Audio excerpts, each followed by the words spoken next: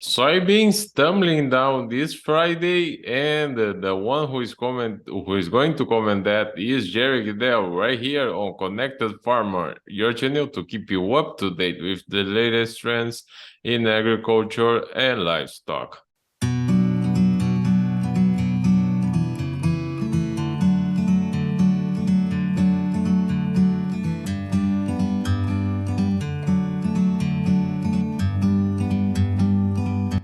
So, Jerry, we have the worst soybean prices since January in the US, and the local cash prices in Brazil is even lower.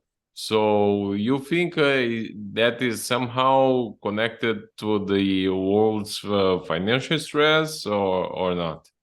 Well, that's part of the unknown here is that we've had this issue that cropped up last weekend, where we had these two prominent banks, one in Silicon Valley, which adds a lot more excitement to it, and then one in the East Coast.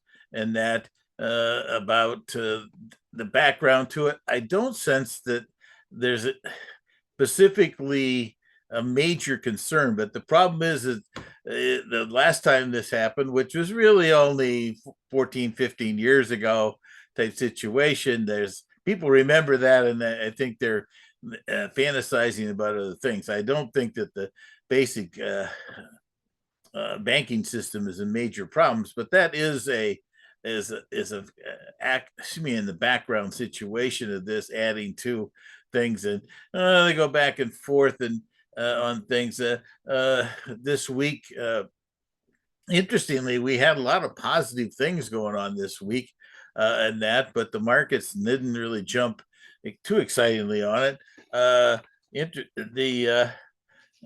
started out earlier in the week here. We ended up seeing China buy 600,000 tons. And then they bought 600,000 tons the next day. They bought 600,000 tons, and then they bought 200,000 tons today. Wow, we're at 2.1 million metric tons here. And I think that's the reason why corn kind of fought the slippage in beans today from there. The other thing that was somewhat positive here, and until we had today's setback, was the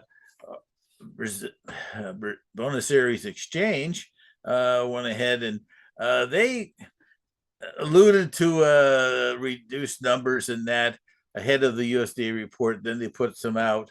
They were a little lower than, or excuse me, higher than I should say, the Rosario numbers, and I think maybe the Bonus Aries was jealous or something. They had to come by and drop their number 4 million metric tons to 25 versus Rosario's 27. And in the corn, they went 1.5 lower down to 36 million metric tons. I'm not sure where that, I think that's actually still 1 million over above what Rosario has from there. But in general, this week's weather conditions still were, that's a very light scattered showers around. The one thing that's kind of interesting is yesterday, the forecast for both GFS and the European model had some pretty hefty rain starting right through the core area of Argentina and on into Brazil. Today's forecast had most of that heavy duty rains up in central and west central, Rio Grande do Sul and on up into,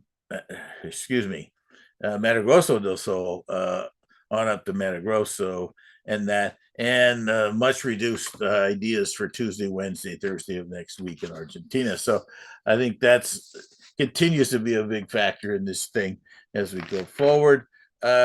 Interesting thing about it is that the lower we go in Argentina, there's more likelihood than ever that these beans won't even get out of South America. They'll be shipped over and processed in Argentina, and that because at this point, that very substantial uh, processing industry in Argentina would be shut down for half the year. And that's not what the bonus areas wants at all, because they like to get some taxes off of that. So I suspect that at this point that some of this expanded production, which is still on the agenda here for Brazil, but I wonder if I don't know if that's going to end up getting. There's going to be more shipments to China than and that, but and the world will pick up some stuff. But at this point, I think Argentina is going to be a big buyer of Brazilian beans in the coming year. Yes, but also is a background factor in the world of proteins that Brazil has temporarily halted its beef exports to China to the mad cow disease, and pretty soon the avian flu might be arriving in Brazil as it already arrived in Chile and Argentina. You picked up a couple other things in the world's protein demands, and also even corn demand, relatively speaking. Particularly with China out there, from the point of view that the northern areas of Manchuria and north of Beijing, and that they've had another pickup in that. There's some talk that they might be reducing their pork output by 10% here by the last half of the year here because of that. And as you pointed out, the situation in Brazil there, definitely there's been some bird flu identified in both Argentina and Chile, and particularly the mad cow scenario. I think that's as always, people get too wound up on that thing. I think originally they didn't get too excited. Then all of a sudden, once they kind of said it was a old age animal, which is 10, 12 years old type situation, as they call it, atypical type of mad cow issue, and that then all of a sudden China decided to kind of hold them off. So definitely got some domestic demand situations here on beef. It's highly important to the Brazilians, even to some extent the Argentinians, to export beef to China, and at the same time, good feed demand down there, and that both proteins and corn are part of that in Brazil. Not so much in Argentina. They're still pretty well grass fed down there in Argentina. They don't use a lot of corn and soybeans meal to speed up their beef situation. But in general, that's a whole scenario that's going to be highly important as we go to the March 31st U.S. situation on their stocks and also planning intentions that comes out that day. Right now, I'm still sharpening my pencil as to what I think those stocks reports are going to be, but I'm going to be a little cautious about the feed demand situation. We just had an update today on cattle for the month of February, 1st of March, and it came in about 96%, I think it was, against expectations of 95.5. But just think about that number. That's 4.5% less than last year. And that, I think the one thing that'll do some compensation for it is the fact that our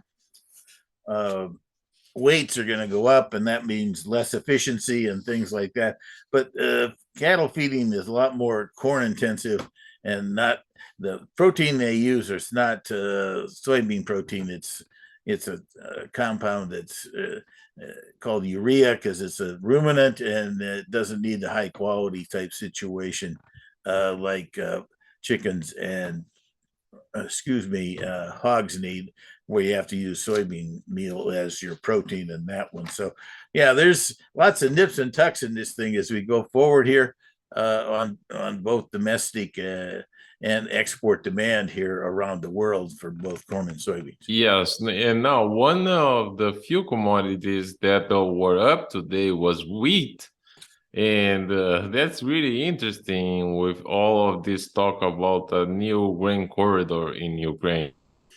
Definitely, I think that could be a little nervousness of the fact that we just talked that we talked about this whole negotiations going on between the Russians, the Ukrainians, and the UN trying to broker this thing. Turkey's in there too, but I don't think they really have a they're trying to be the honest broker for everybody from there. And to some extent, this process started even last week, where the Russians decided that they thought, well, 60 days, this sounds good. We'll just roll over for 60 days. Well, the interesting twist about that is that's not the way the original agreement was put together. It was designed for 120-day rollover.